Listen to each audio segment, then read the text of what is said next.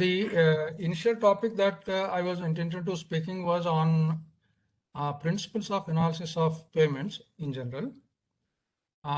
Because I was not sure about the audience, the composition of the audience. So I requested Dr. Bhupinder whether I could actually make it partly introduction to the principles of payment design. Then part of that could be introduction to the concepts of analysis of design the payments. Though I cannot claim any expertise in terms of the theories that are proposed for analysis of flexible payments as well as concrete payments. But I hope I'll be able to flag or highlight certain issues that are specific to flexible payments and specific to concrete payments, even other types of payments that we normally encounter. So in the process, I might be doing various things in terms of I might be using a few PPTs. I might also show you some PDF documents. Unfortunately, last 5 days, I got into some activity because of which I had no time at all. I was properly planning to prepare a neat presentation. But you will see that I'll be doing it in bits and pieces from various sources. So you have to bear with me for that. But at the end of the presentation, if I can actually highlight a couple of issues, which you could think about when you want to do analysis subsequently, I think my presentation is fulfilled. So let me share my PPT and then start the presentation. Do I need to give a break in between? Sir, it's totally up to you. If you feel like that, we can go for the break also. Thank you. Yeah, I request the participants, if you have any question in between also, you can all, okay with that? Yes, sir. They can type the questions in the chat box also, or they can raise their hand and I will unmute them. Okay.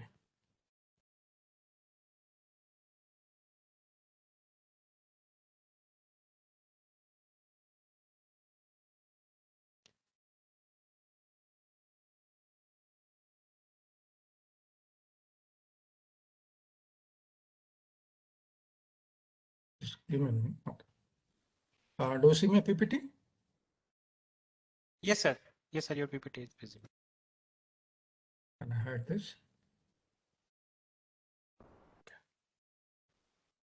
Some of the discussion that we're going to have now, or what I'm going to speak, is maybe somewhat rudimentary, and then you might have studied in your undergraduate classes, or if you're done master's or PhD, I'm sure you have gone through this introduction, but let me quickly go through that. I'll quickly go through what we normally discuss in terms of what is payment, what is foundation, what is structure, and so on and so forth. So payments, as you all know, is a structure built on a foundation and carries vehicular loads primarily. And the foundation can be multi-layer foundation built using different materials, stabilized, unstabilized, bound, unbound, and so on. And depending on whether you are talking about concrete payment, flexible payment, or bituminous payment, you can have various combinations of foundations. So different combinations of layers as foundation and different combinations of layers as the main structural layer, which primarily distribute the load, control the deflections. So this is your system that you have. But in terms of geometry, if it is a concrete payment, the size of the panel, the joints or element, whether it has got reinforcement, no reinforcement, whether it has got paved shoulder or not, you can have various configurations, including depending on the size of the slab. It can be a small block payment to a typical highway payment where the slab size is much larger, typically 4.5 by 3.5 meter slab. So you have various combinations of payments, different composition of structural layers, different compositions of foundation layers. The contribution of foundation, as you know, will be different in terms of flexible payment, and also it will be different, less significant in the case of concrete payments. I'm sure most of you know that. You have different types of payment in which the roads will carry different traffic volumes, very low volume to very high volume, and places where the vehicles will travel at normal speed, they will travel at crawling speed, they would actually stop for long durations. Very heavy loads, special vehicles, all kinds of payments we need to design, including airport payments. Our foundation is typically 500 millimeter thick prepared layer using a specific soil whose strength you consider for design generally is considered to be the foundation or subgrade in India as per Ministry of Road Transport and Highway specifications. So we generally have a 500 millimeter thick layer below the bottommost structural layer. Normally below that another 500 millimeter is also loosened and compacted at OMC generally. For low volume roads, this layer we consider to be 300 millimeter thick. I don't think we talked about anything about loosening of material below this 300 millimeter. But national highways, 500 millimeter thick subgrade and another 500 millimeter below the subgrade. Existing soil, you loosen that and compact it to 95% maximum Proctor compaction density, rather modified Proctor compaction density. This is about how you handle the subgrade when you got multiple layers, okay? And also in terms of the contribution of the structural layers, whether they're very rigid or they got flexural rigidity is very high, deflections are small, large. You have seen the discussion in standard textbooks that payments are typically flexible or rigid. Depending on the composition of layers, you can also be talking about flexible, rigid, and then semi-rigid layers. But as far as our analysis is concerned, as far as our understanding of the performance is concerned, it doesn't make any difference whether it is flexible, rigid, or semi-rigid. What we need to understand is that what are the failure modes, and then what prompts those failures, which layer fails, and how to address that, how to control that, so that excessive failure doesn't happen during the design life period. Obviously, if payment is a structure, it carries loads, and you need to design that structure to carry repeated loads or multiple loads. And these are all different materials that we use in different layers. Ultimately, it is the material which is going to fail and which is going to control the performance of the payment. So it is important that we need to understand the nature of materials that we use and how they perform, how they respond under different load conditions, different temperature conditions, different durations of load, how the materials will change its character with time, so on and so forth. So these are important aspects for us to understand, mostly in terms of layers individually and when they are used as layers in a payment. Okay. So you got, I think, 15, 20, even more number of materials that you can list these as materials that we use in different types of payments. These are subjected to different load stresses, different temperatures, they're exposed to moisture and air.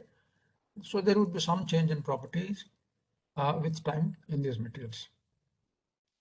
If you talk about bituminous mixes, you got a large number of materials, different types of mixes, thin layers, thick layers, various kinds of modified binders, soil modification. You know that there are large number of materials that we can use in payments. Typically, in the case of concrete payments, you got large slab jointed concrete payments. These can be thick or thin, thin to ultra thin, white topping, black topping, bitumen over concrete, concrete over bitumen, where any combination is possible. And you want to build concrete payments without joints, you can also have continuously reinforced concrete pavement. So you have large number of combinations of payments in terms of materials, in terms of the arrangement of the geometry of the pavement, how you construct it. So various combinations are available.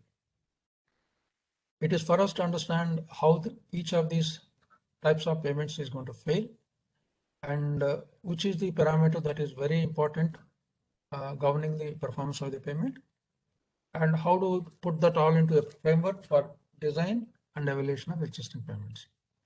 So you have flexible payments, typically asphalt payments.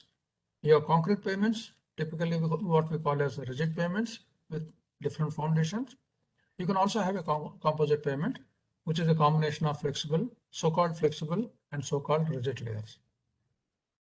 This is what you see in standard textbook in terms of their load dispersal capability. Flexible layers with similar thickness would be able to disperse load over much smaller area compared to rigid layer. You understand this. So this is about discussion of rigid versus flexible. I'll skip this part. So this is what is the most important statement that we keep remembering always, that the payments have to perform. So if the payments have to perform, the materials have to perform individually and together and contribute to the performance of the payment. So let us quickly talk about what is performance. Or before that, as I already discussed, you can have various types of payment.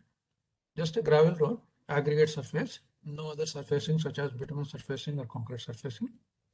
This is a payment with bitumen surfacing. Surfacing, I don't mean that it's a thin surfacing. Typically, this could be the main structural layer. What is important in a given payment is which is the main structural layer, or which are the main structural layer, which bear the load, which disperse the stresses. So even if you got a thin bituminous layer, that need not be considered to be a bituminous layer, because bituminous layer may not be the main structural layer. Similarly, you have got different types of concrete payments with different joint spacing, the different methods of construction. This is a typical concept of a continuously reinforced concrete pavement. I think the reference is missing here. I borrowed this photo from an internet. Okay. Where you do not generally provide transfer joints, construction joint would definitely be there. And as a result, you provide long-term reinforcement, sometimes transverse reinforcement also, if you got a very wide pavement. You can also construct pavements with short panel size. So the behavior of structural behavior of these pavements will be different. Each one of them is going to be different. This could be another concrete pavement with very small size of slab, if you want to call it as a slab or a block, but typically from a highway slab 4.5 by 3.5 to a very small size of block. This could also be concrete pavement, but different concrete pavement. This is what my professor, late Professor B.B. Pandey, has been propagating and then advocating as being a good pavement. You got plastic shells here, concrete is being poured into that, and they vibrate or roll it. So you got cells which are filled with concrete. So this is a cast in situ. This is the precast blocks. We are making a block pavement here. Here, this is a cast in situ block concrete pavement. So nature is different, joints are different. These are typical components of pavements. Flexible pavement, you all know, you have subgrade, subbase, base, bearing course, and so on. So I will not spend time on this. Similarly, concrete pavement, primary structural layer is a concrete slab. Then you've got different foundation layers, different combinations of pavements. Just simply earthen layer, no other structural layer. Subgrade, then aggregate layer, and so on. You know that there are various combinations of pavements, including the more recent, starting from 2012 in flexible pavements, cement treated bases, cement treated subbases. That's the new combination. Otherwise, bituminous layers, granular subbases is our conventional pavement, flexible pavement. We have started using cement treated bases and subbases over the last 8 years. So depending upon which material that we want to use in which combination, you can build different types of pavements. Similarly, cement concrete pavement, you can have various combinations of foundations below the concrete. It could be directly over a bituminous layer. It can be over a granular layer, directly over subgrade. Nothing is possible. This is the combination that I'm talking about. Concrete, bituminous layer over concrete, concrete over bituminous layer. Composite pavements. So when we deal with bituminous pavements, this is in terms of, or rather bituminous pavements or any type of pavement. It is in terms of designing new pavements and rehabilitating existing pavements. So we have two aspects. One, we have a new pavement that we can design and construct and monitor. And second, there is already an existing pavement. We want to understand its condition. So our analysis are the inputs that we want many a time are going to be different. The approach that we follow is also going to be different. So when we deal with existing pavements, we have to do different things. When you want to design a new pavement, that would be relatively easy because everything is expected to be under your control. So you can do a different set of things. This is the set of materials that one can use. The list can continue. I'll go back to that performance. So the function of the materials or the function of the payment is to provide satisfactory performance. So as you already know, this is in terms of comfort. All of us want comfort when we travel on that road, whether we are drivers or whether we are passengers in vehicles. And there has to be safety, there has to be economy. And unstated statement is that aspect is that structural adequacy is what is important. If you can maintain structural adequacy, we could actually take care of these things through appropriate measures. Also, when we talk about different materials, how constructible these materials are and how the performance will change with time, and whether it is easy to maintain, whether it is easy to recycle these materials. This is from the point of view of materials and their function and which materials are suitable. The materials must have adequate strength, mechanical properties. Some of the mechanical properties are important for us. Durability is important. Some layers, drainage characteristics are important. All layers, they should be adequately workable. The payments are subjected to varying traffic loads. Some roads are subjected to very light loads. The numbers also may be very small. They may be traveling fast or slow. These are the main aspects. So when you talk about loads, are they very light or very heavy? Are the numbers per hour, numbers per day too small or too large? Are they traveling fast or slow? This is what we need to understand. Similarly, the climatic conditions for different types of pavement, different features are important. High temperature, low temperature, intermediate temperature, presence of moisture, how the moisture varies with time, seasonally or daily, and heat, what are the temperatures to which the pavement is subjected to, and so on. And the pavement is also subjected to some chemical action. So these are the primary things to which a pavement is subjected to. When we try to analyze the pavement accurately and try to understand how it is going to behave, so there are several aspects that we need to take into consideration. We will see how many of these things we can actually take care of, how many of these things most agencies actually deal with. So we need to understand traffic loads, we need to understand the effect of climatic conditions, so we will not spend time on the effect of chemical action. So the performance of materials governs the performance of payments. That's what we just discussed. So we need to understand what is the condition to which a given material is going to be subjected to when it is used in top layer, middle layer, bottom layer, and in summer, winter, and so on and so forth. So identifying appropriate set of conditions to which a material is going to be subjected is the most important thing for us to characterize materials, get inputs, appropriate set of inputs for analysis and design of these payments. Because when we analyze, we need some inputs, and these inputs will have to be obtained under representative conditions or a set of conditions which are representative of the material in a particular site condition and in a particular position in the pavement. Right. So this is what we will try to see, what are these conditions that are important for understanding the material properties. How do these materials fail and how much is acceptable, how much failure is acceptable in terms of individual materials or in terms of payments. Okay. We have various test methods that we carry out on materials.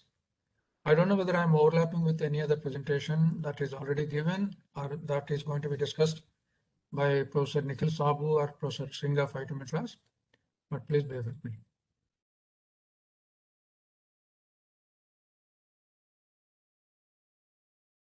We know that these are the main modes of failure that we encounter in either flexible payments or concrete payments, primarily plastic deformation, fracture, and damage caused by moisture and other weathering action or let's say durability related issue.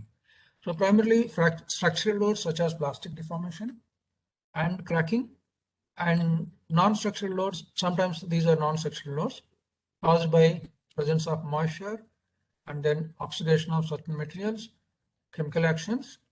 So we need to deal with both kinds of distresses.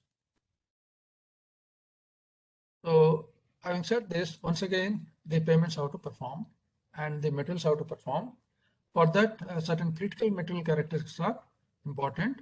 Traffic loading considerations are also need to be taken into consideration. And of course, climate plays an important role. So I'm coming back to the performance term payment again. All facilities must be designed to perform. They should perform over a specified time period, not initially that it is okay, and after 5 years it deteriorates. So you have a specified design period or service life period, 5 years, 10 years, 15 years, depending on the type of payment. So you have to have acceptable or satisfactory service being offered by the payment during that period. But as we discussed, a lot of things change with time. The performance might deteriorate, but within that period, even with the deterioration of the performance, it should still be above acceptable level. So how do we define performance? How do we quantify performance? These are standard things that we learn in UG and PG subjects. You know that we have something called as a functional performance and also something called as structural performance. Functional performance is what is important for the user, that he wants comfort, he wants safety, he or she wants economical value. So how do we ensure that functional performance for the payment is being offered by the payment or being provided by the payment during the service life period? How do we measure? How do we quantify that? Which design variable we can control to ensure comfort, to ensure safety and then economy? This is rather difficult. To develop models using which we can play with layer thicknesses, metal properties, or other construction and design variables so as to obtain satisfactory performance, safe roads, and then economical roads.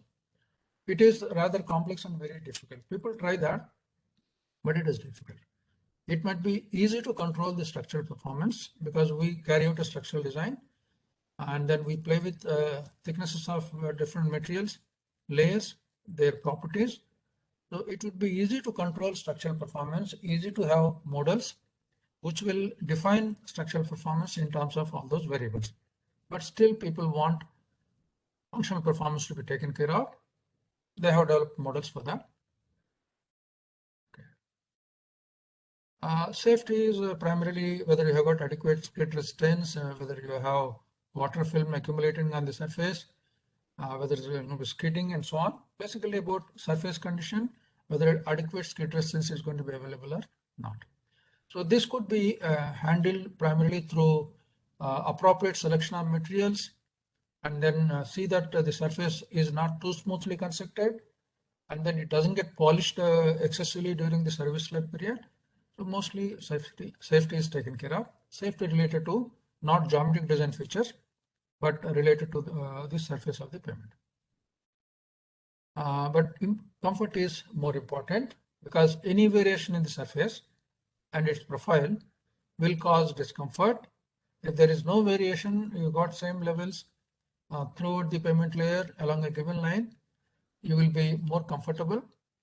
But if the levels are continuously varying, if the profile is continuously changing in the longitudinal as well as transverse direction, that will induce vibrations, that will induce movements, motions in the body, in the vehicle, and that might put you to some discomfort.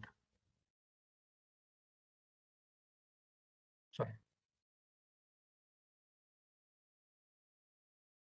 Even joints, even presence of cracks, if they're wide enough, the joint faulting, plastic deformation, all the structural distresses also can contribute to rutting.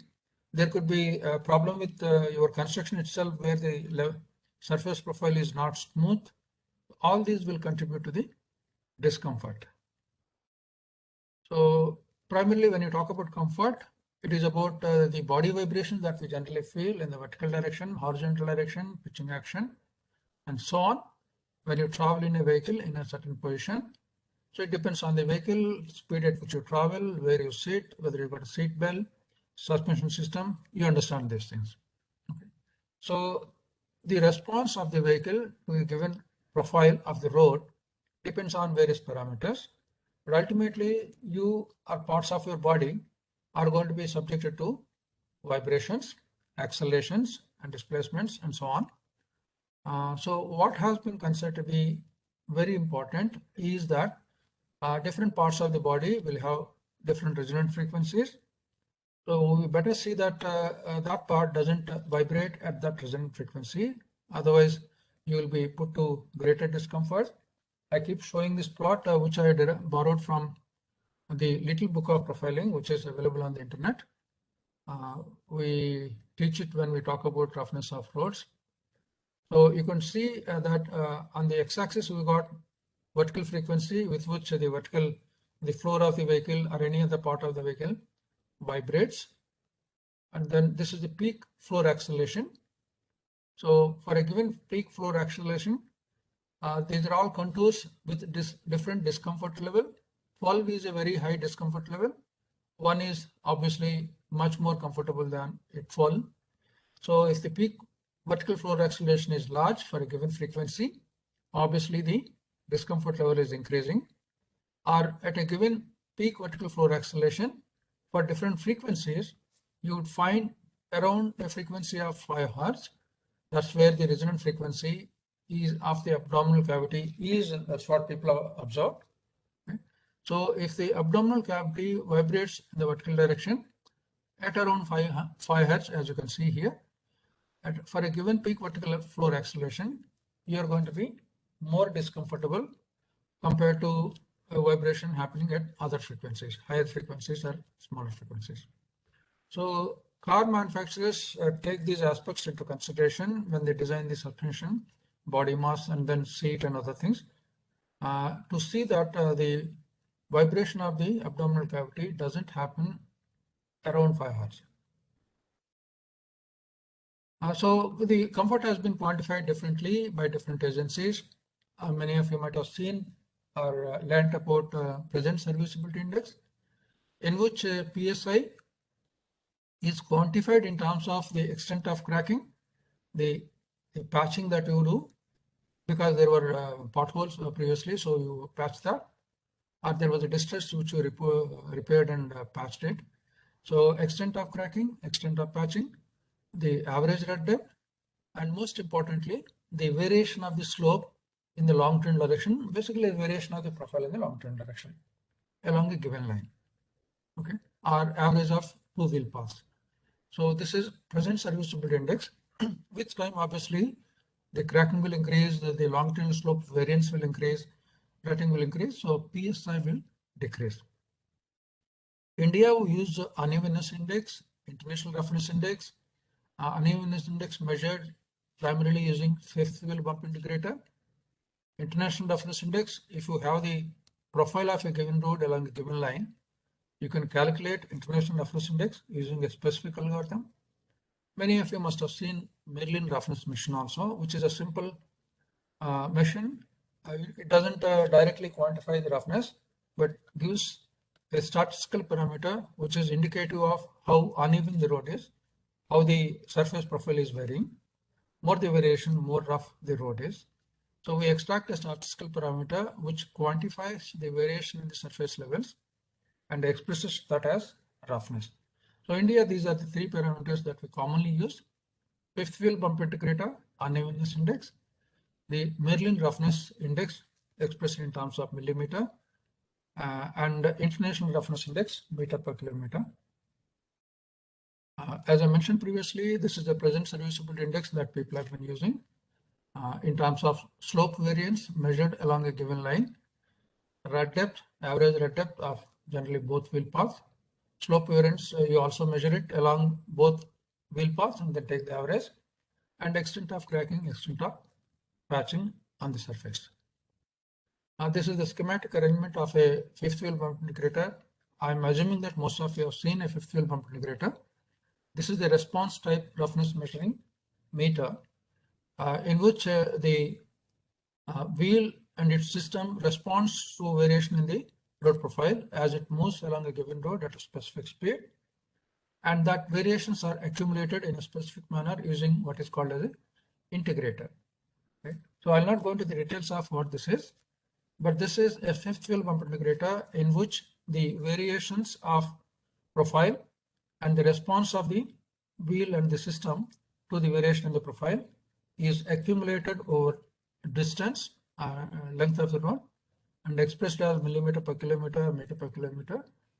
Okay. So this is what we get as unevenness index from fifth wheel bump integrator. And this is the schematic arrangement of a Merlin machine. You keep this machine at different positions along a given road, and each position you take a note the position of a pointer, and the pointer positions will spread across this start width, and see how it is going to spread. Get a statistical parameter from that. This is what we do in terms of international roughness index. This is basically simulation of the movement of a car over a given road profile. So this is your input. You have to get the levels of this road by some method, whether direct level measurement or laser profiling or indirect method. You have to get the levels of this and then give the profile to the computer program. Then the computer or simulation program will make a quarter car, 1/4 of a car, a standard car with the standard mass and then tire condition and so on, represented by this system. This is the body mass, 1/4 of the body mass of the vehicle. This is the suspension system, spring and dashboard. This is the part of the axle which comes on one wheel. This is the tire spring. This system is made to move on this profile at a specified speed, typically 80 km/h, and find out the vertical movement of the suspension system, accumulate that with over distance, express that in terms of meter per kilometer. That's your IRA. But before you do that, the road profile is filtered by a specific process, and the interval at which you have to acquire data is also specified. But basically, IRA is a theoretically calculated index for a given road profile, assuming that a standard car is going to travel over that. These are the guidelines that Indian Roads Congress Special Publication 2019 gives for performance in terms of bump integrator or the corresponding IRA values. Now we also have structural failures in terms of rutting in bituminous layers, rutting in different other layers. Plastic deformation can be there in any unbound layer or even bound layers such as bituminous layers. Subgrade, there can be plastic deformation, granular subbase, granular base, since they are unbound. You can expect plastic deformation in those layers. And bituminous layers, especially in summer, high temperatures, because these are temperature dependent and then loading time dependent. So you can expect plastic deformation in bituminous layers as well. Most of the rutting, the depth from surface, this is called as rutting, is seen to be primarily occurring in bituminous layers, not in granular bases and subbases, most of the cases in national highways. Of course, if it is a village road, your bituminous layer itself is very thin, so the rutting would mostly come from subgrade or granular layers. If it is national highways with thick bituminous layers, so the lower layers are reasonably protected. You will hardly find any rutting in the lower layers. Most of the rutting, it is seen in several cases, has been coming from bituminous layers. And also all bound layers will crack. Bituminous layers, cementated bases and subbases, cement concrete, they will all crack. Cracks might initiate from top-down cracking. Cracks can initiate from bottom-up cracking because of various reasons, mostly bending. And then depending on the nature of the material, whether it is too brittle, too soft, sorry.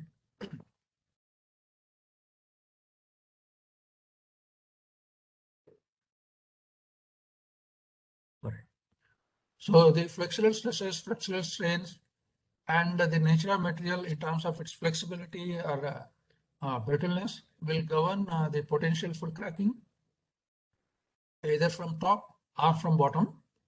So this is something that we need to control in bituminous layers or limit. So plastic deformation is the main problem.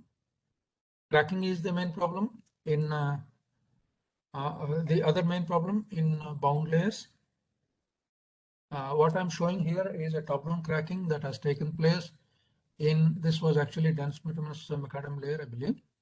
So the crack is initiating from top and has not gone to the bottom as yet. You can see the kind of cracking that you see. This is the most common type of cracking that we're seeing on national highways now. Okay. If it comes from bottom, so you will see only it reaches the surface. There is hardly any way that you will be able to identify that a layer has bottom cracks. You can do that, but very difficult to do it on a routine basis. So when these reach to the surface, then it is already filled up crack, right? Normally it takes several years, unless it is a very poorly designed pavement or excessive overloading is there. Normally you should not see bottom up cracking on the surface within few years of construction, but top down cracking can happen within 1 month, 2 months, 6 months. Okay, several such cases we have seen. So the reasons for these are entirely different, may or may not be purely structural, mostly environmental failure coupled with the structural loading. So this is about concept of plastic deformation in different layers. This can be any layer, including bituminous layers. When it tends to develop plastic deformation, you might see signs of bleeding on the pavement surface, and this is a precursor for development of plastic deformation in bituminous layers most of the time.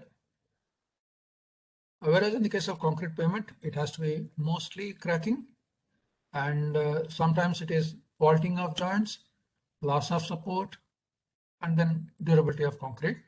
These are the primary issues. Of course, roughness again. Okay. I'm trying to show you different types of cracks in different positions.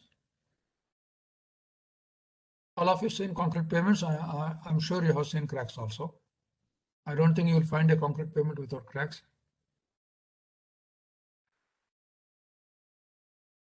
This is a photograph I borrowed from internet. So this is actually showing the loss of support or erosion of foundation, and then illustrated in the form of mud pumping. You can see the mud from below getting deposited on the surface, especially the foundation in a wet condition.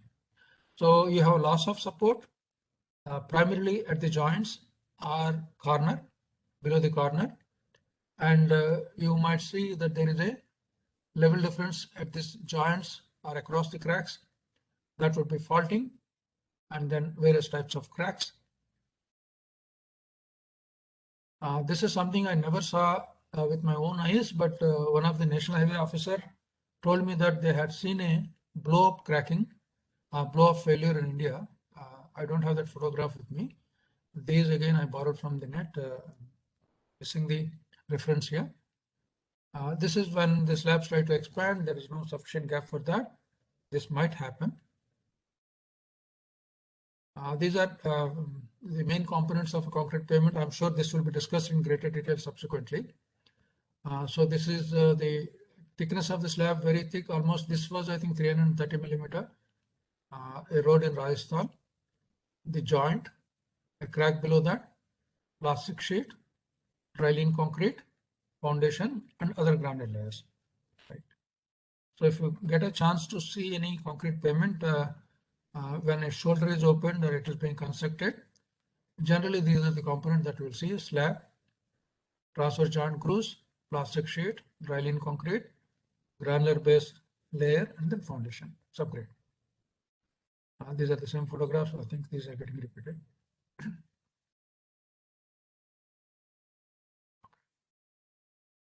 I put the slides from different presentations, so some of the slides are getting repeated. Primarily cracking, and then loss of foundation material, mud pumping, erosion of foundation, blow.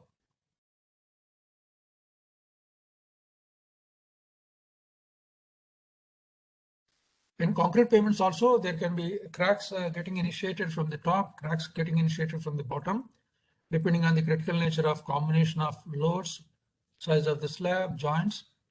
We'll try to talk about that. I'm sure the professor from IIT Madras will discuss that in greater detail.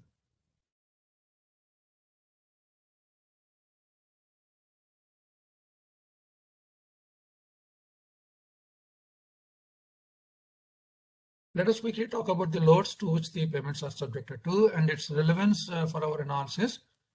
the theories that we adopt for analysis, the limitations of that, let us understand them in terms of the conditions to which the materials are subjected to and the parameters that we're trying to extract.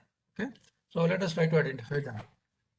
This is in terms of what kind of loads that we have on the pavement. Is it a static load, dynamic load, transient load, creep loading, or random nature? Obviously, we got repeated loads that we apply.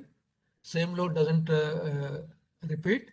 Of course, if you assume that legal axle load limits are followed, you can assume that there is a range of loads each axle is going to carry. So that's more or less defined pattern. It's not truly random, but most of the time our vehicles do not carry legal axle load limits. They carry heavy loads, but maybe there may be a pattern in that. Maybe every vehicle will carry 60, 50, 70% overloading and so on. Okay. But basically it is a question of whether a same load is getting repeated one after another, and in terms of magnitude, in terms of duration of load. So we need to understand that. So highway traffic loads, the time interval between one load to another load might vary. The load sorry about that.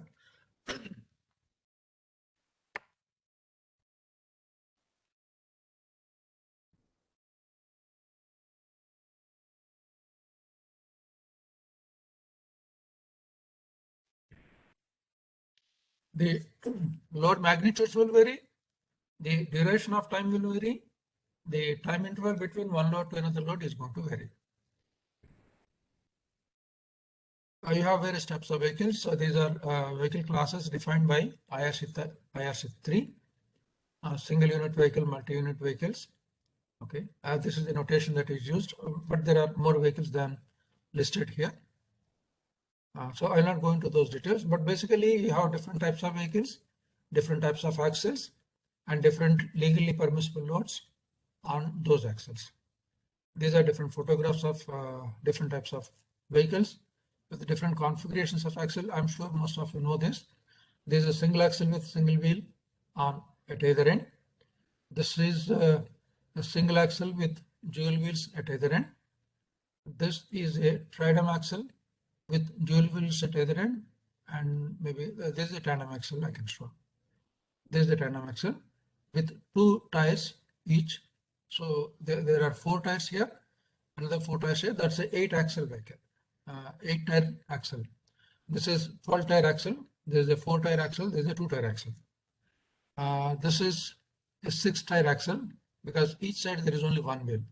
So you can have various types of axles in terms of units of axles, single axle, tandem axle, in terms of number of wheels at either end.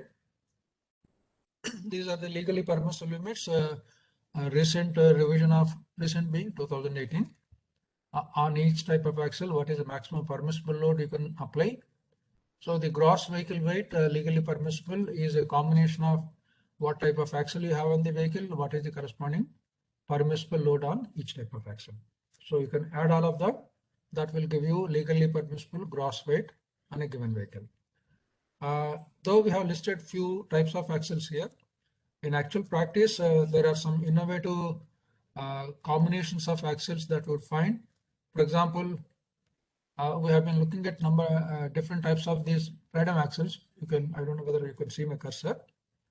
Many times you must have seen that the front axle is lifted up or the rear axle is lifted up. So that means they're only traveling on 2 axle tires. One of the tires is actually lifted up because when they don't carry weight, when they want to preserve the tires, when they want to reduce the friction, thereby the fuel consumption, they keep doing that. In the process, they might be excessively damaging the pavement.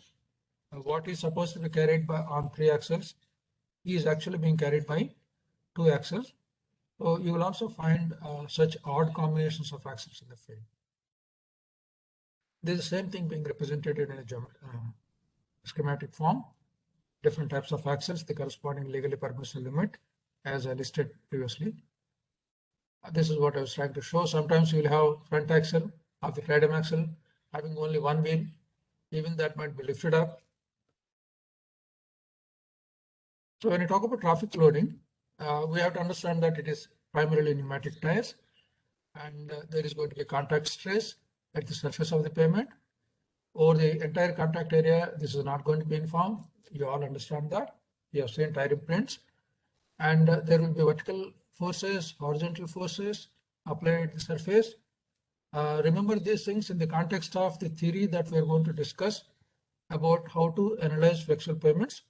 What are the assumptions that we're making and how they're different from the actual loading conditions in terms of the contact area, contact shape, the contact stress that the pavement surface is subjected to, whether it is vertical, horizontal, and so on, and the duration of the load application in different positions in the pavement, okay, and whether there is any rest period available between successive load pulses. All these are important considerations when we analyze and then calculate stresses and strains in a pavement. These are different tire imprints that we have measured long time back for different loads, axle loads, and for different contact pressures. Obviously, you'll find the shape to be changing, the area to be changing, length and width of the tire for different loads and different contact pressures.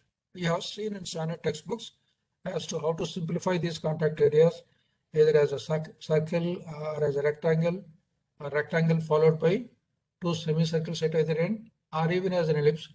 Different shapes have been assumed in literature to simplify the shape of a tire contact area.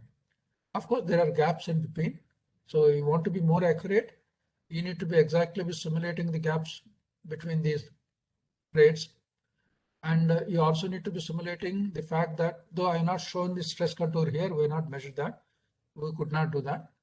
So you will find pockets of stress concentrations, not the same uniform stress over the entire area. That is something that we need to take into account, especially when you're trying to analyze for phenomena such as surface cracking. This is something that is happening close to the surface. So you need to be able to accurately analyze the pavement for things that happen close to the surface. Possibly you need to actually account for the fact that whether we have predominantly radial tires, predominantly bias tires, what is the structure of the tire, and then how the stresses are going to be different if predominantly bias or radial tires are used. Okay, so people who analyze the pavements to explain why top-down cracking happens, they in fact take into account all these aspects. These are all different shapes of tires for different loads and then tire contact area. And if you are analyzing bituminous pavements, and when you select the properties of bituminous materials for the purpose of analysis, the duration of loading time, the duration of rest period between load pulses becomes very critical. So this is some data that has been collected from literature about the variation of loading times at different depths in the pavement and then for different speeds of vehicles. So as you can see, greater the speed, the load duration is going to be shorter, and at greater depth, the load duration is going to be longer. So at greater depth, slower vehicles, the duration of the entire load pulse, 0 to peak stress to 0 stress. So as the stress increases from 0, it goes up to the peak value, comes back to 0. That duration is going to be, sometimes people measure only from 0 to peak stress. They report 0 to peak to 0. So it is represented differently by different people. But whatever it is a function of the speed of the vehicle. It is a function of the position of the vehicle, position of the element in the pavement, at what depth it is, and also possibly the stiffness of the layers above that element. Because if the stresses are distributed over a wider area, the loading times could be longer at that element, or if the layers are weaker above that element, the stresses are going to be distributed over shorter duration or shorter area. So the loading times are going to be shorter. So it's a function of stiffness of the layers and the speed at which vehicles travel and the depth at which the element is in the pavement system. Similar results presented differently for a given speed with depth, the loading times will increase. And then at a given depth, as you increase the speed, the loading times will decrease. This is the pulse duration. There are approximations for estimating the loading time. If you assume if this is the contact length of the tire at the surface, and if you assume the stress dispersal is at 45 degree, assuming that this is a single layer, right? And then at any given depth, if you can find out if this is the element at which you want to analyze, and you want to find out what is the loading time for that element at different depths. So this is the effective length that divided by the speed of the vehicle is assumed to be loading time. Many people use this for selecting the loading time and for selecting an appropriate material property for bituminous mixes. Because bituminous mixes, different loading times, different frequencies, the modulus value will change. So it is important for us to identify what is an appropriate loading time for a average vehicle speeds, set of average vehicle speeds at a given depth in the pavement. Top layer will have a different loading time. Next layer will have a different loading time.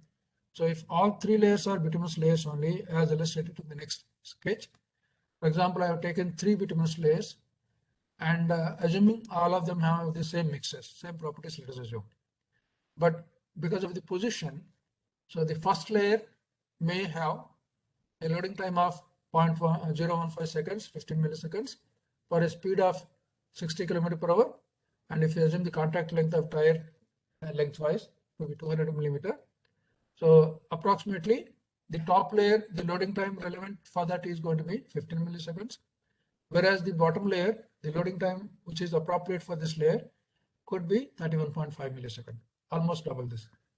The properties of the material will vary significantly when you double the loading time, okay, or maybe half the frequency.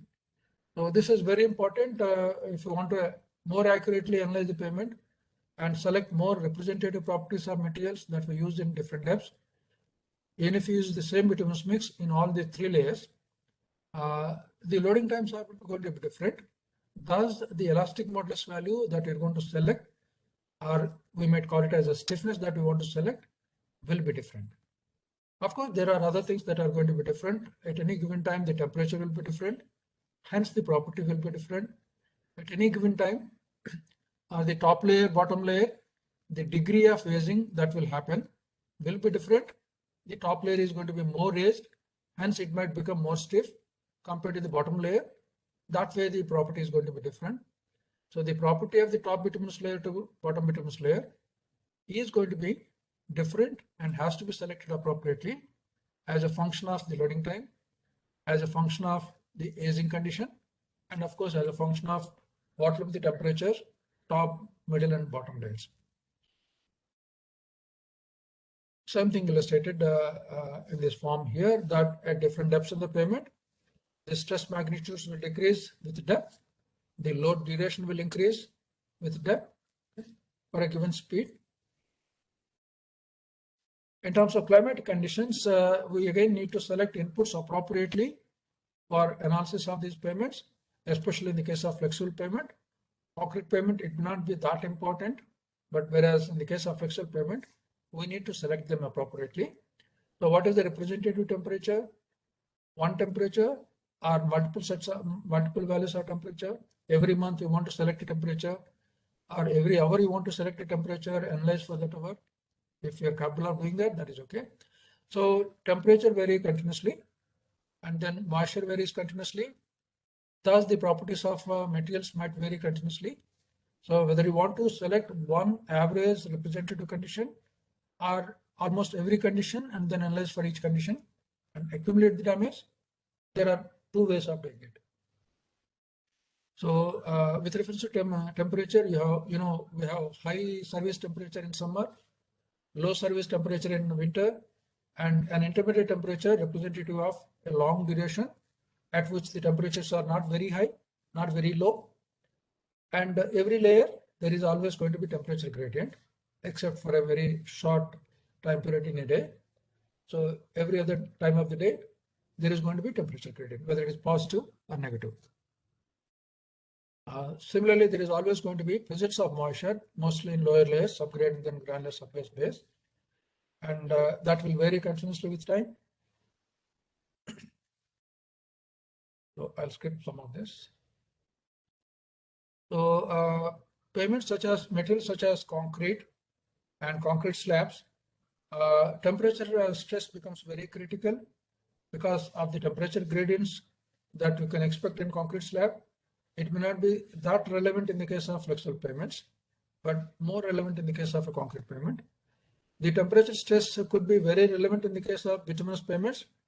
In peak winter, if the temperatures are very low, for example, as low as -10, -15 degrees centigrade, if the temperature drops suddenly, there is a possibility of low temperature cracking.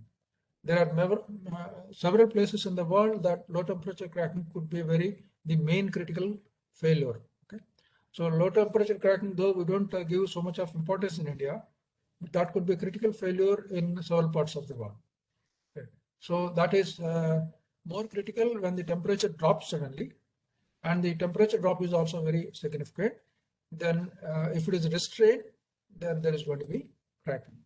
So the expansion contraction of the material being restrained, or it's bending because of temperature differential being restrained, then there are going to be either compressive uniaxial stress, tensile uniaxial stress, or the flexural stress, okay, depending on the kind of restraint. So uniform increase in or decrease in temperature or temperature gradients create thermal stresses, produce thermal stresses in concrete pavements and also in flexible pavements. So as we discussed, the material response will vary in terms of the magnitude of load that we apply. Many of these materials are stress dependent, and duration of the load, especially bituminous materials. And if there is a rest period available, more amount of deformation might be recovered. The materials might heal from its damage. Bituminous materials have got the property of healing under certain conditions, so they can heal. And with time, the properties of the materials will change, and moisture varies, temperature varies with time. So I think this we already discussed. We need to consider whether the loads are stationary moving, whether they are heavy, light, and whether it is vertical, horizontal, whether it is impact load. These are all things that we need to consider. And these are the things that we need to examine in terms of climatic conditions, moisture, and whether there is any weathering action in terms of change in properties, in terms of aging, whether it is subject to wetting, drying, so whether there is any durability issue there. So when you want to analyze pavements, this is what happens actually. If there is a pavement surface, if there is a wheel, as it moves along a pavement, an element at any given depth is subjected to the triaxial state of stress. But I possibly could have used a better figure than this. If I consider an element, suppose this is the element, let us say, the load is on the left hand side, it is traveling to the right. When it is away, you have one state of stress. When it is directly above that, you have another state of stress. When it moves away, there is a different state of stress. So what normally happens is that the vertical stress will start from 0 when the wheel is away. When it is directly above that, it will reach a maximum value. When it moves away, it will come back to 0 again. There is some time that it takes for that, 0 to maximum to 0. Similarly, the horizontal stresses, sigma 2, sigma 3, will also vary accordingly. The magnitudes will be different. But on the other hand, the shear stress will change direction once the wheel moves over to the other side. So if we want to accurately simulate the response of the material in a laboratory, this is what we need to simulate. Once you apply a load pulse, let's say normal, 0 to peak to 0, the corresponding shear stress, if you're also trying to produce both the normal stresses as well as shear stresses on the specimen, the shear stress will have to change direction. But it is so impossible. Hardly any test method is actually devised. I think earlier 1 or 2 people have tried this, but generally nobody tries this in terms of applying triaxial state of stress, also shear stresses with change in direction as the wheel moves from left to right. As you can see, the direction of shear stress will change. Right? If you want to accurately simulate that, This is what people say that you must simulate in the laboratory, but it is so difficult, hardly anybody does this. Okay. Yeah, this is, I'm just showing the pattern of stresses that you can expect as the wheel moves from one side to the other side. So you have stress starting from 0, reaches a peak and then comes back to 0. This could be horizontal stress. Similarly, you might have another plot for sigma 2, but this is the corresponding shear stress. It reaches a peak and then comes back to 0, changes direction, comes back to 0. So the stress strain relationship, the time dependency, temperature dependency, and ability of the material, these are the aspects which govern which theory is appropriate for analysis of a given payment in which these metals are used. So the characteristics of these materials in terms of stress strain relationship, their ability to recover, time dependency, and temperature dependency, you have to select a suitable theory which will represent all these responses. We understand what is linear, nonlinear in terms of stress strain relationship. So I'm not going to those details. We also understand when load is released, how they recover, this being purely elastic, purely plastic, nothing is recovered. Okay. Elastoplastic, viscoelastoplastic. Okay. So if you give sufficient time, maybe the total deformation is recovered, but as a function of time. This is a material in which you give time, certain amount of deformation is recovered, but not fully.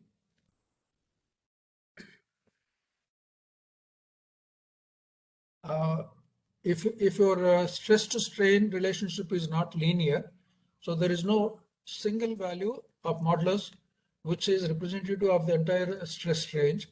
So this is somewhat makes things complicated for us in selecting appropriate metal modulus value, whether it is the initial tangent modulus value, stress by strain ratio, or over a 0 to particular stress, or a range of stresses that you select, or at a particular stress or strain, what is the slope. So there could be various ways of thinking about which value is more appropriate for representing the payment condition if you are using one single value. So when you got a nonlinear material, such as aggregate basis, aggregate subbasis, especially, which have got stress dependent modulus value, the ratio of stress to strain goes on continuously varying as a function of stress. So it becomes difficult to select an appropriate modulus value for the purpose of analysis. These are all different modulus values that you can typically extract from a nonlinear relationship between stress and strain.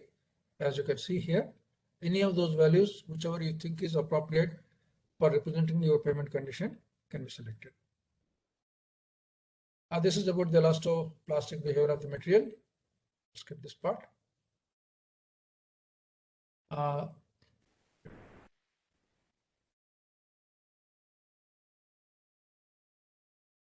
This is again the stress strain hardening behavior, strain softening behavior, brittle nature, and so on. I think I'll skip this part. Okay, let me highlight one or two aspects here, especially when we talk about bituminous layer, or even in the context of concrete pavement. There is a discussion of brittle versus ductile. Suppose when you make a bituminous mix stiffer and stiffer, we use very stiff binder or make the bituminous mix very stiff. Obviously, the modulus value will increase.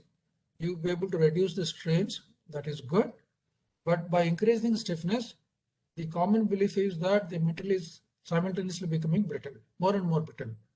So more and more brittle, the loss of ability to be getting flexed or stretched can lead to fracture, right? So the balancing of increase in brittleness versus increasing stiffness or reduction in strains is something that one needs to achieve. This is true for general conventional binders. If these are modified binders, this discussion may not truly hold good, okay? Because they've got different materials have got different behavior. So I pointed out this because mostly our binders specifications formulation, the mix specification formulation, is to see that the materials are not too brittle, but sufficiently stiff. So that's a critical balancing act that we do. Try to make the materials sufficiently stiff, but not too stiff so as to become brittle. Okay, there is the time dependency of the material under a constant stress. Whether the strain remains constant, it increases as per various relationships.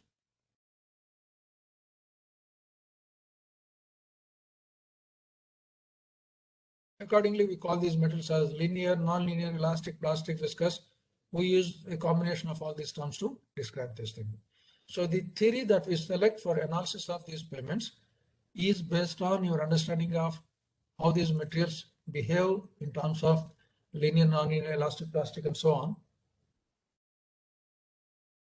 So as we already discussed, this depends on the time, frequency, temperatures, and moisture levels, and so on.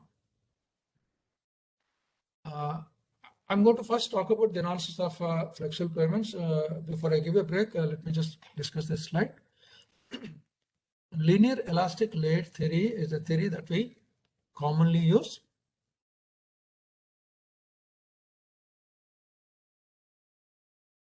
In which you have multiple layers, and each layer is characterized by elastic modulus value and Poisson's ratio. And the currently available theories can handle a single circular load. There are solutions that are available for elliptical loads or other regular geometries, right? For which we can write equations, and different thickness of layers, and last layer being considered to be infinite layer. So we'll spend time on this elastic layer theory and the equation that one uses for solving the system. If you want to work on this in future, so I'll show you what has been done in the 60s and 50s, and then maybe you can. There are a lot of more advanced things that have happened in this area, so we can briefly discuss that. Let me give a 5-minute break, and then is that okay, Dr. Bhupinder? That's okay, sir. Okay, thank you. Yeah. Okay, thank you, sir. So participants, we will take 5 minutes break, and then again we'll meet after 5 minutes.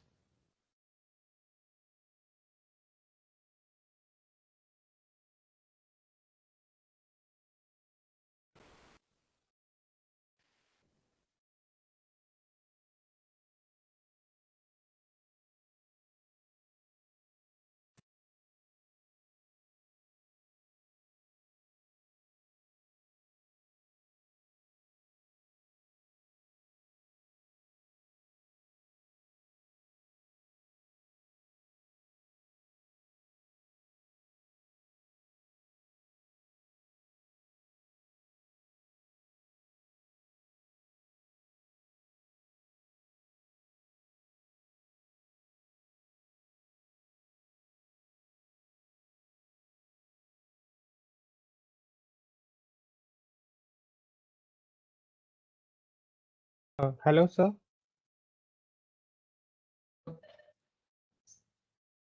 Hello, yes, Yeah. please. Yes. Hello. Yes. Yeah, you're saying something? No, sir, it was not me. It was somebody else. Maybe some of the participant or somebody.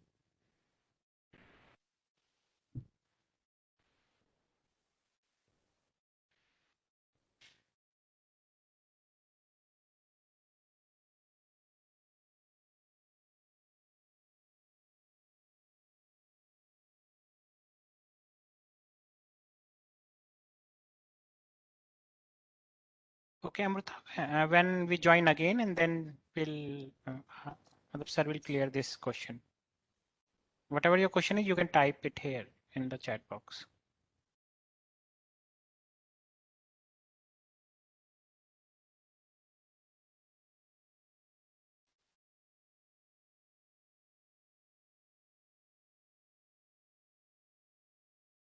Or I will unmute you. You have already raised your hand, so I will unmute you.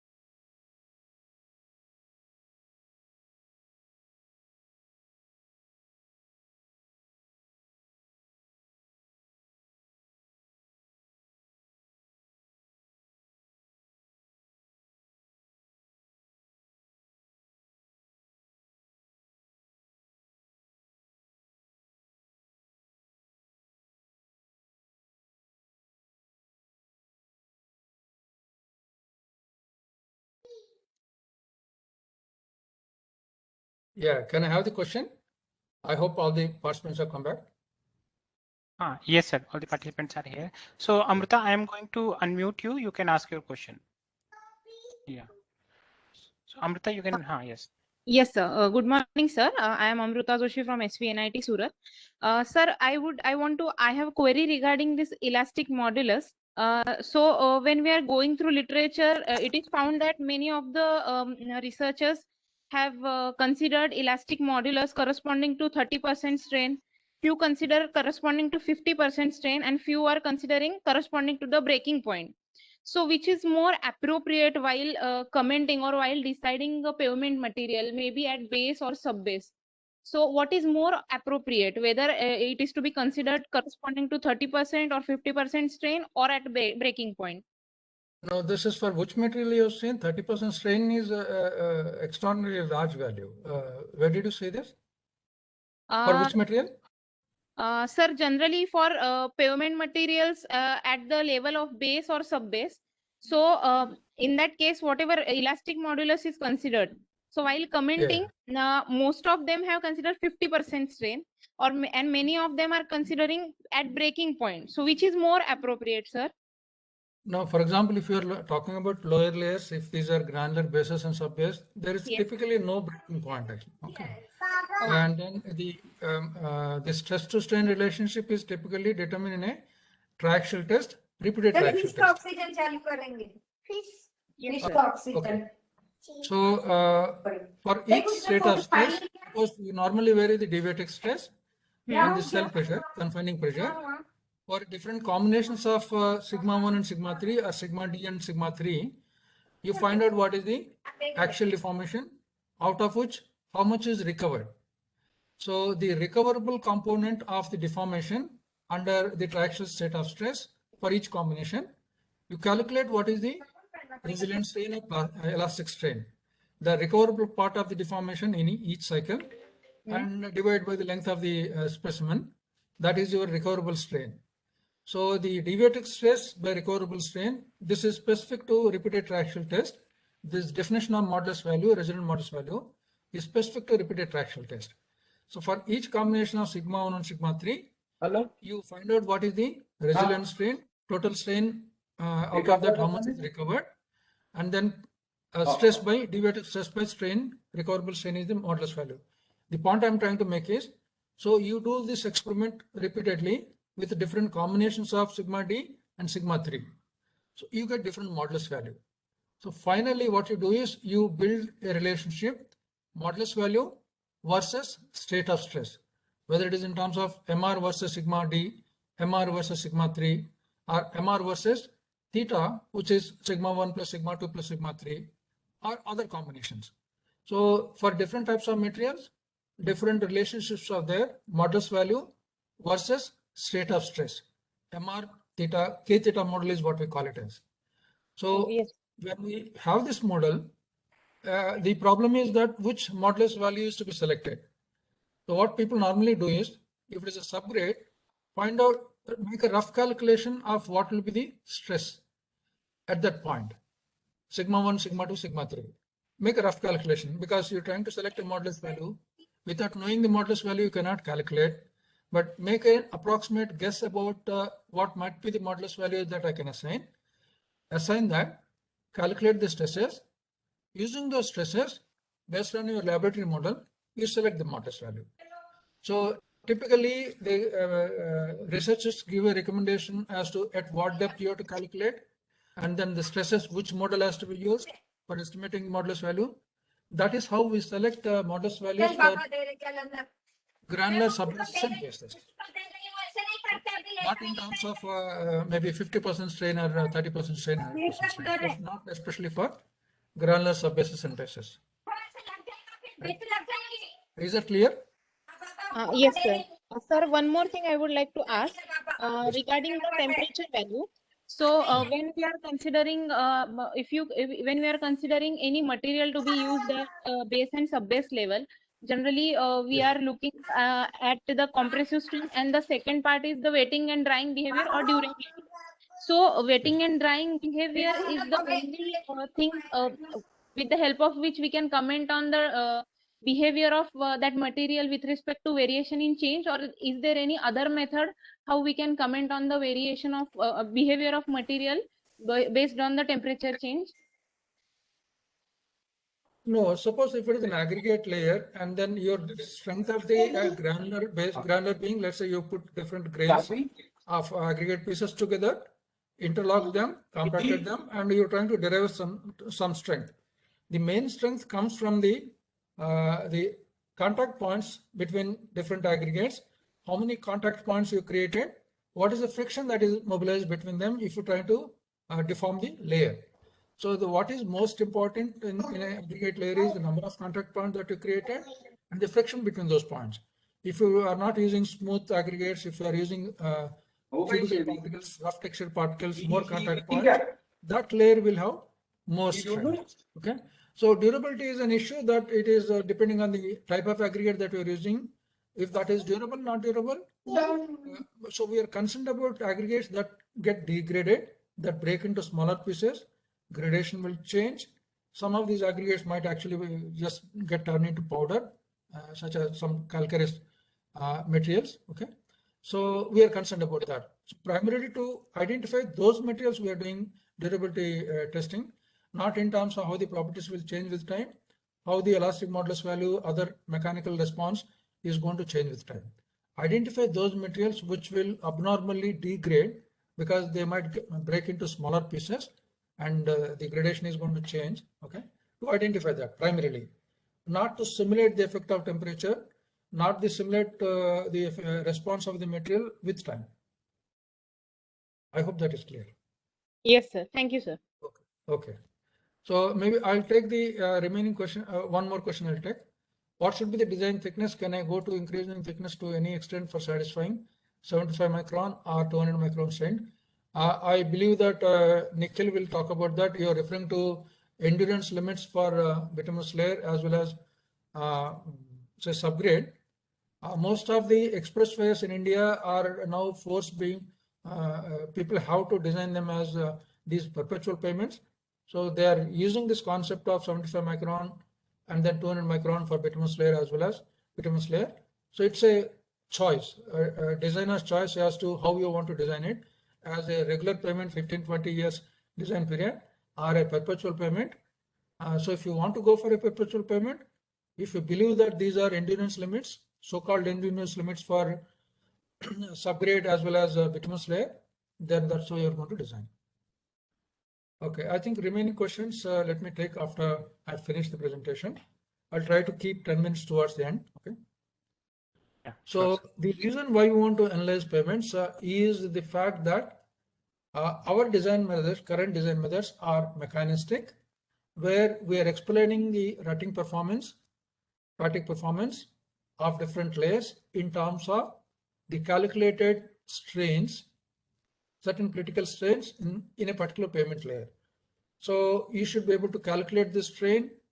Then if you have a correlation available between the calculated strain and the life, right, then you know how to design, because you know what is the number of loads that you are expecting.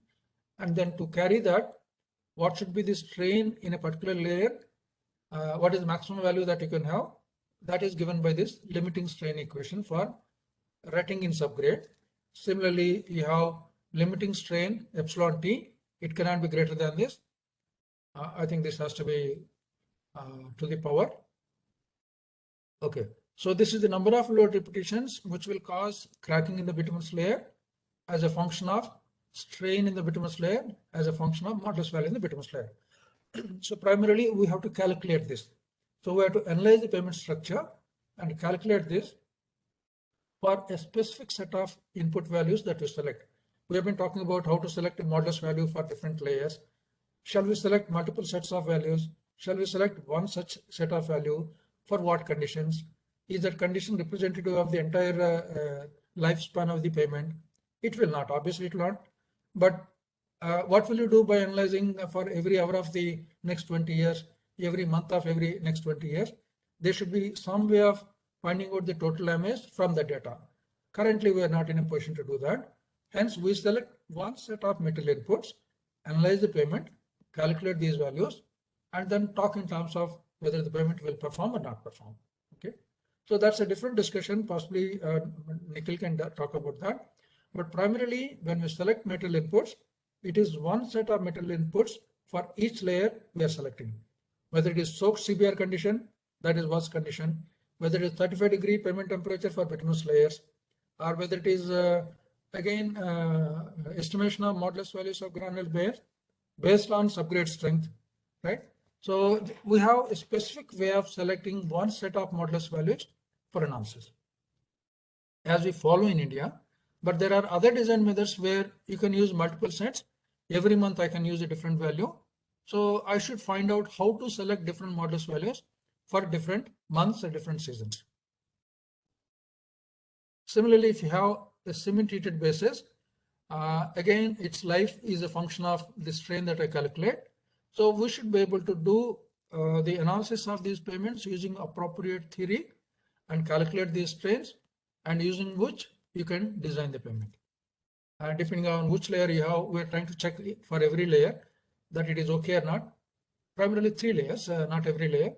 Cracking in bituminous layer, rutting in subgrade, and then cracking of cement treated bases. This is how we estimate traffic, so we'll skip this part. Dr. Nikhil will talk about this, how to estimate different material properties as a function of these. He's going to talk about this. I'll quickly run through because we may have only about half an hour. There's not much discuss except to highlight certain important aspects of how we carry out the analysis. Maybe you might be interested in doing some research in those areas. Okay, so let me close this.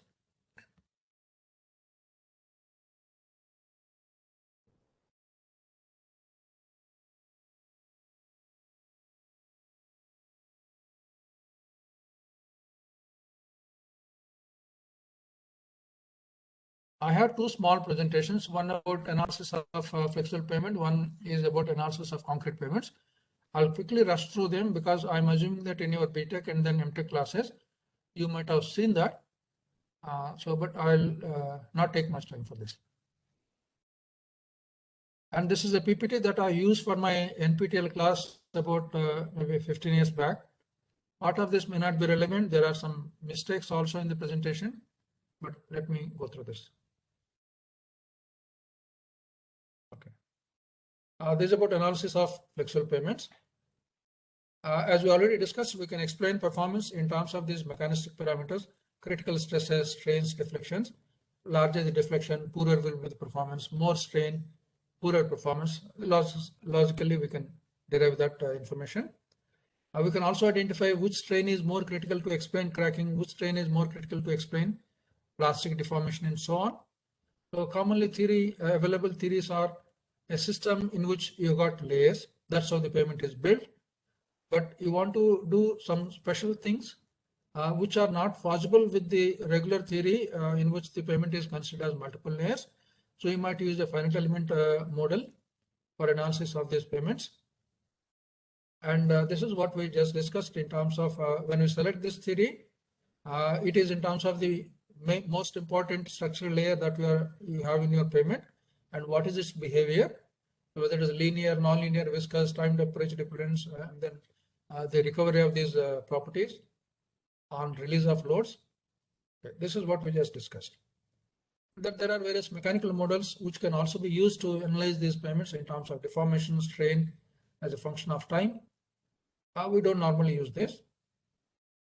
The theory that we commonly use for analysis of flexible payments is linear elastic layered theory, in which each material that we use in the payment is assumed to be linearly elastic. As one of the participants has just pointed out, most of our materials are not linear. The stress to strain relationship is not a constant value. Thus, we cannot use one single value. It is dependent on temperature, it is dependent on stress, it is dependent on loading time, and also state of stress. So most of the time, we cannot use one set of single value for each layer for the purpose of analysis. So we have to select appropriately a right set of a reasonable set of metal properties which are representative of a given condition for analysis.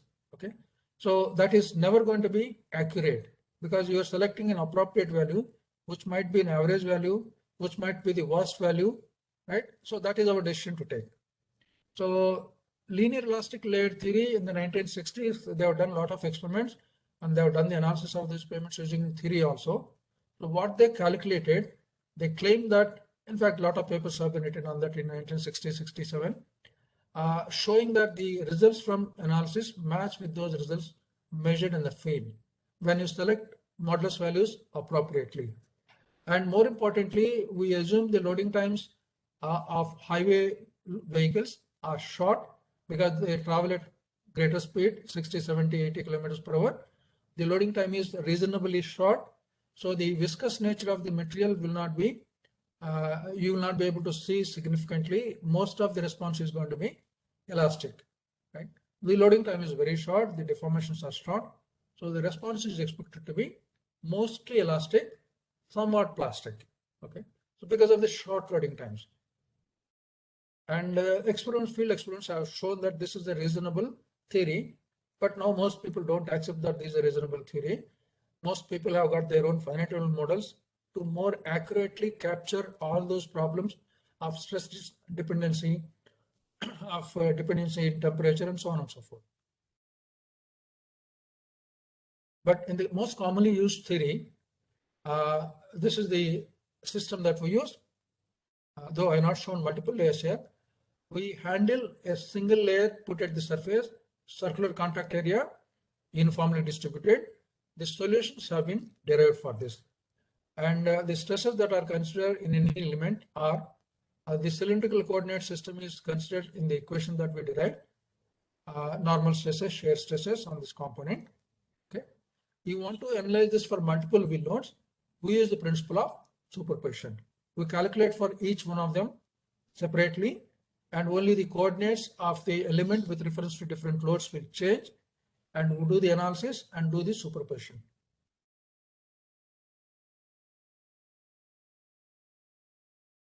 So this is a brief review of how things progress in terms of point load on single layer elastic half space, infinitely extending homogeneous elastic material, concentrated load. You got Bose equation for that. This has been extended to circular contact area, and then this has been extended to 2 layers, 3 layers. So there are several researchers who worked on improving the solutions for elastic layered systems. Most of it is attributed to Burmester, and the main theories, mathematical solutions, are attributed to a mathematician called as A.E.H. Lau. I'll briefly show you those equations a little later. Those of you who studied payment design and analysis, this is what you would find in many textbooks. I think we'll skip this part. All this is about how to solve those equations for simple systems using charts and tables. The equations and their solutions are presented in a simplified form in the form of charts and tables. If one can solve them directly, you don't need to look at whether it is a single layer solution, 2 layer solution, 3 layer solution. No chart, no table is required if you can solve those equations directly and then get your solutions. So we would rather look at those equations and then what are the programs available for solving that quickly. So this is what you would find in standard textbook, whether it is Huang, Yoderer, or other textbooks. Single layer system, charts and tables, how to analyze the payment. Then 2 layer system, how to solve that for a given 2 layer system for a single layer, single wheel load placed on the payment surface. You can calculate certain parameters. Tables and charts are available. All this is about using charts and tables and then analyzing for single layer, 2 layer, 3 layer payment system for single wheel, multiple wheel loads. So I think I'll skip this part. This is the standard textbook material. I will try to highlight more important aspects of this. Yeah, these are the assumptions that we made in terms of multi-layer system. We assume that each layer is homogeneous, each layer is isotropic, and then each material in each layer is characterized by elastic modulus value and Poisson's ratio. The layers are infinite in horizontal direction. That means we assume that though we have got a finite width because pavement is either 3.5, 7 meter, 10 meter, and so on. There is a finite width, but we assume it to be infinite width. And the last layer also we assume that same material extends up to infinity. More importantly, we assume the material is weightless. We will not consider the effect of the density of these materials. We will assume them to be weightless. This is a static analysis. There are no dynamic effects considered in this, right? There are a lot of people who carry out dynamic analysis of pavements and try to explain different things. But all design methods, mostly, I think invariably all design methods that are there in the world, use the results obtained from static analysis. Those results are correlated to the performance of the pavement. So all the models are based on the analysis of pavements carried out for static loads. And single circular uniform contact pressure, this is the load that is applied. And there are certain continuity equations that are considered. I think I'll show you that later. You have a 2-layer system, 3-layer system, charts and tables. This is about using charts and tables for solving. Let me go to a small PDF document that I have to show you about those solutions. Maybe you might be interested in that. I've taken yesterday, today morning, I've taken scanning of my thesis part, few pages of that. Yesterday, actually, I was trying to prepare a PPT of this, but I couldn't do this. Not this one.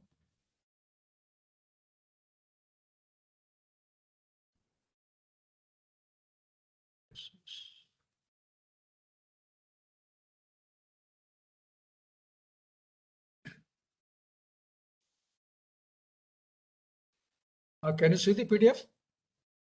But it looks white. Okay. Maybe let Yes, it sir. load. Do you see white page or do you actually see something on it? Sir, white pages only. Okay, I think it is Yes, sir. loading. Now it is visible, sir. So there are several people in India who have developed these programs. None of us have derived any equations. We have only solved the equations that are given in literature. Only ours is only numerically solving those equations. The most recent one, which is used by Indian Roads Congress, IS 37, that version is developed by Professor Animesh Das of IIT Kanpur. The version that I'm presenting is the version that I developed for my thesis. And this is what has been used in IIT AGP back, which we use for back calculation. Okay. This is the system that I just described.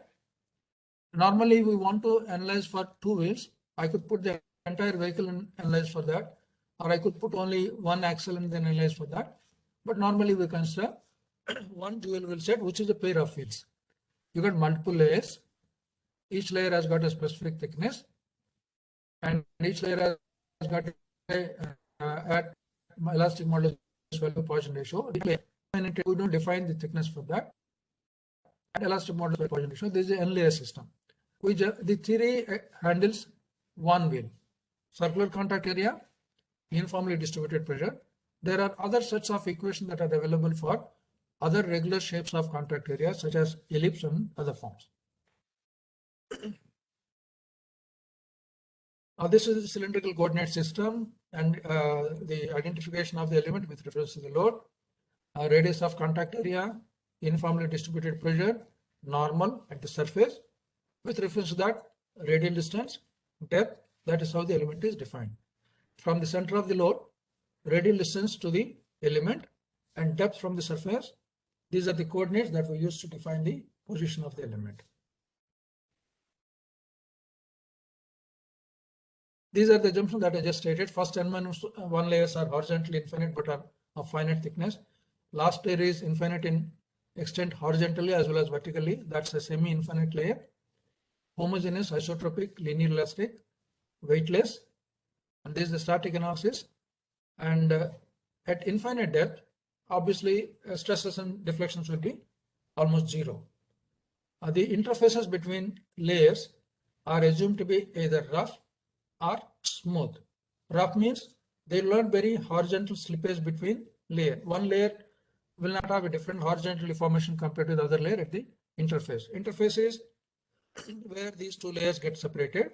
Suppose if there is horizontal force, if there is slippage, this layer can slip without this layer getting deformed. That's for a smooth interface. But when you consider a rough interface, both these will have the same horizontal deformation. There cannot be slippage of one layer with reference to the other layer. So hence we assume either rough interface or smooth interface. There are people who try to model interfaces which might be of intermediate condition. Difficult. Yeah, as I mentioned previously, these are the solutions that are available for multi-layer elastic layer system developed by A.H. Love and then Burmester in early 1940s.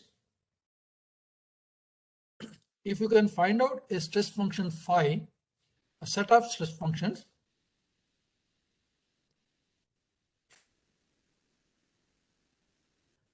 if you can identify 5 functions for each of those layers appropriately, which satisfies the conditions of equilibrium and compatibility, you can derive your stresses and strains and deflections in terms of the stress function by these conditions. These are the conditions that have been derived for multi-layer systems, linear elastic layer system.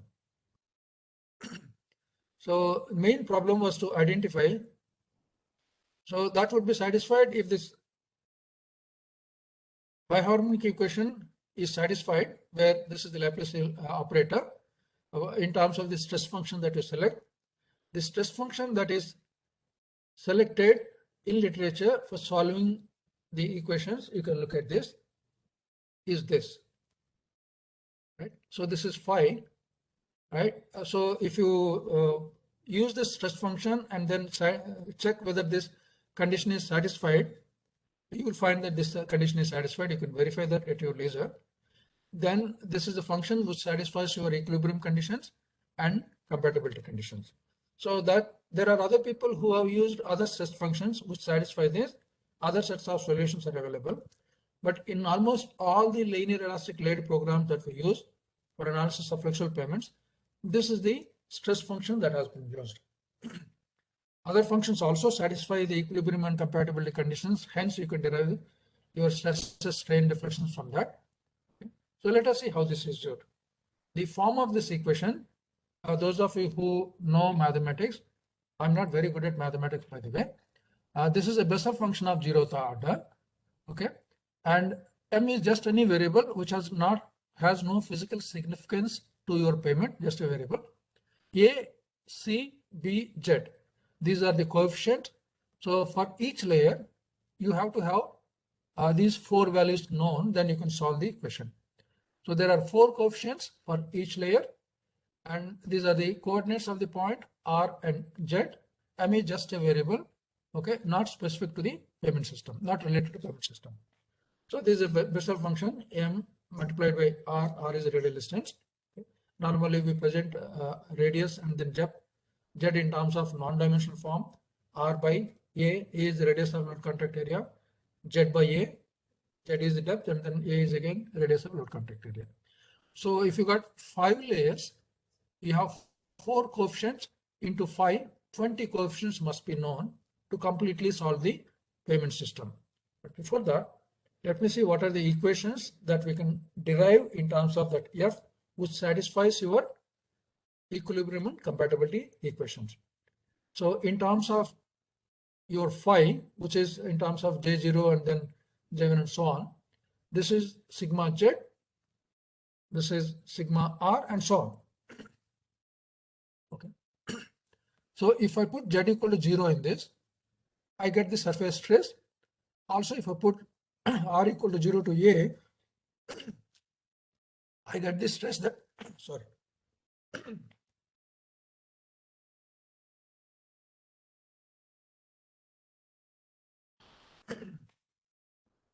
There are a lot of people, including field engineers, who want to write these elastic layered programs.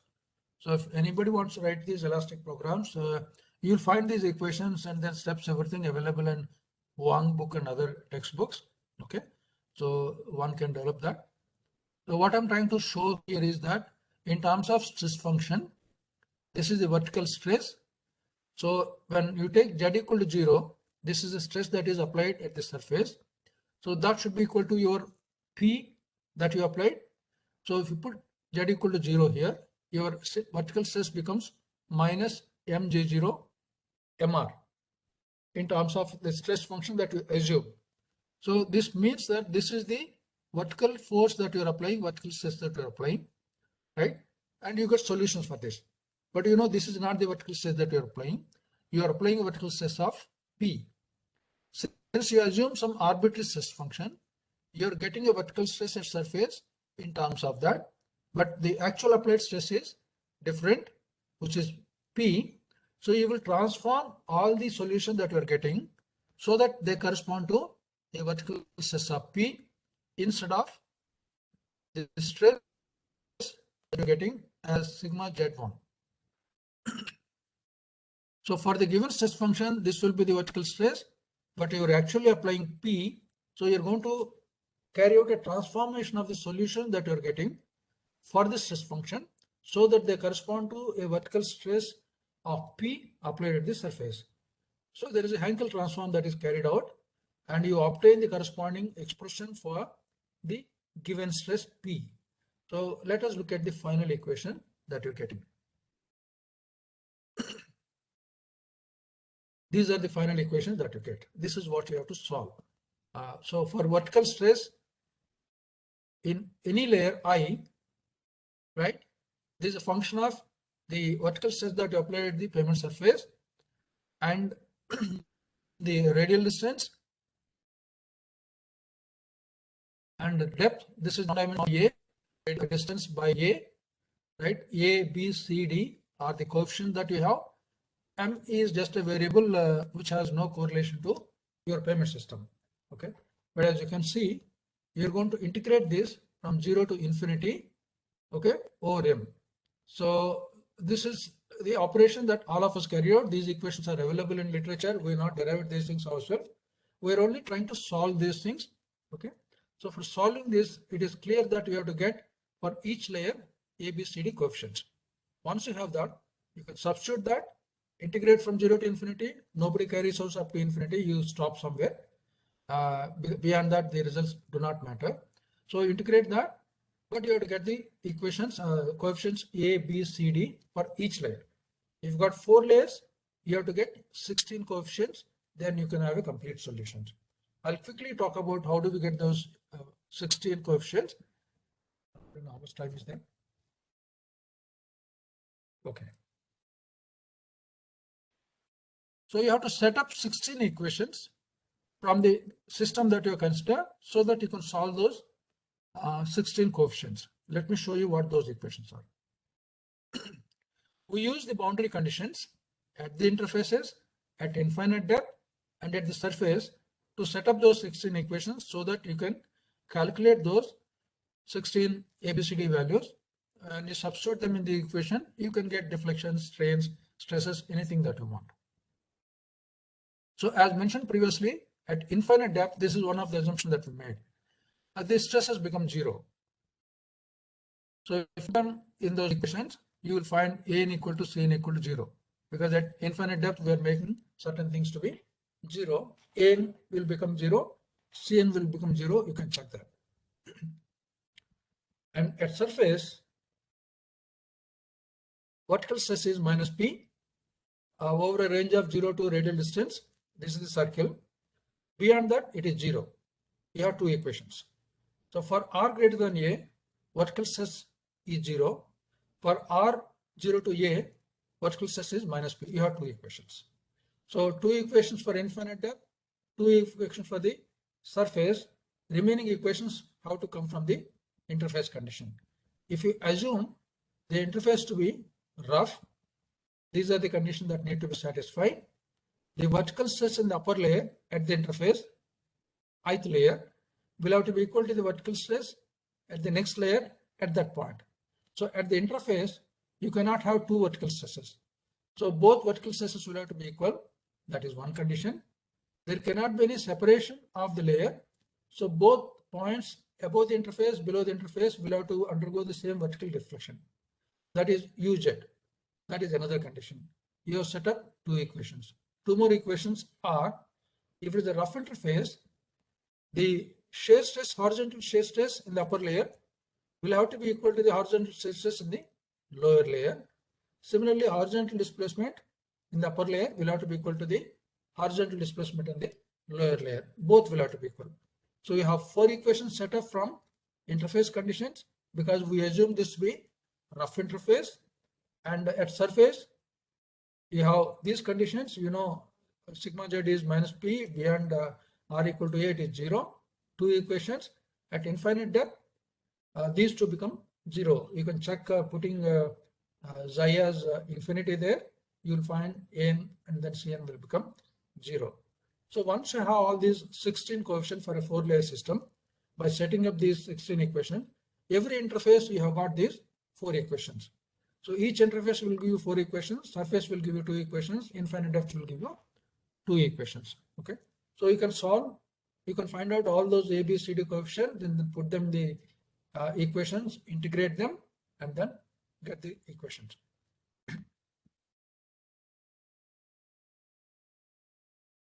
There are a couple of issues related to this. Let me highlight those things, because sometimes even the best of linear elastic lathe programs developed by the best researchers can give you wrong answers. Why they happen, I'll just give you an indication. Those of you who are using IIT PAVE possibly, which is applied by ISU 37, 99.99% of the cases, you may not have a problem. But a few cases you might encounter that you are getting some strange results. This can happen with the best of programs, but that might happen under different conditions for that program, and may be happening with a different set of conditions for our program. Let me show you why this happens. There's a program that we wrote almost 35 years back. There's a BTech student. I was doing my PhD, Professor B.V. Pandey, late Professor B.V. Pandey, my PhD guide. So there are several programs available such as this, several developed in India and abroad. This is the system that we just explained, coordinate system. I just want to point out a couple of things here. There's a flow chart. That time for everything we used to write a flow chart. One of the students participants asked about how to select the modulus value. I briefly mentioned about a k theta model for aggregate layer. Modulus value is a function of theta, bulk stress, sigma 1, sigma 2, sigma 3. I'm not giving this paper because most of the symbols have been printed wrong. Maybe if possible, if required, I can scan my thesis once again and then give that part of that. The thing that I wanted to show you, this is how to handle nonlinearity. That we'll not discuss now, unless time permits. We're trying to compare the results that we have developed. This was my program with the standard program that was available around that time. But this is a point that I'm actually explaining to you. Okay, these are the notations. These are the equations, same equation I just showed you. Okay, in terms of the stress function, phi that we assume. I mentioned that there are other stress functions that people have tried. One can use that also. People are given solutions for rough interfaces, smooth interfaces. Only the boundary conditions for smooth interface will be different. You have to set up the same 4 equations for each interface, surface to infinite depth to. So smooth interface, the conditions will be different. The point that I'm trying to make here is, these are the final equations which I just showed you. So when you integrate that, you select small intervals, because the equations have got J0 and J1. This is a Bessel function of 0th order, J0, and then J1 is Bessel function of 1st order. They have different roots. So this equation oscillates or fluctuates. With a peak value at the center of the load, it fluctuates. Okay. So when you do that, and when you set up a simultaneous equations for 4 layers, 16 equations, maybe for 5 layers, 5 into 4, 20 equations for solving ABCD. Some of the values are very small, some of the values are very large. So you have problem in solving those simultaneous equations, because the way the equations are set up, some values will be very small, some values will be very large. Okay, and the equation has got a nature because we call something called as convergence. For example, if I go on integrating over that m, you know that there is a m variable in the equation. So this will go on fluctuating, but it is supposed to stabilize after some time. So we continue, we take small intervals over that area and go on adding the area under the curve, and then continue until where the values of stresses or stress reflections stabilize. You stop there because you're not going to do the integration up to infinity. You go up to that point where the results do not change any further. You continuously monitor that, stop there. Okay. But sometimes what happens is that these will start diverging again under certain conditions. It is very difficult to identify under what condition they start diverging. So if you cannot catch the divergence while doing the solution, you might end up in values that are not very realistic. Most of the programs do checks and balances to identify this is getting converged. But if it starts diverging again, the values start fluctuating again, you will have very large values. So the checks and balances that different people put in these equation programs to identify the divergence of those equations is what makes it a failure or success. And also when to stop, what is the criteria that we use? Based on that, different programs might give you slightly different results. Most of them will give you almost same value, but the stopping criteria, different people might use different stopping criteria. Okay, 1% of the original value stop there, 0.1% of the original value stop there. Depending on the convergence criteria, different programs might give you different results, slightly different results. They should not be significantly different.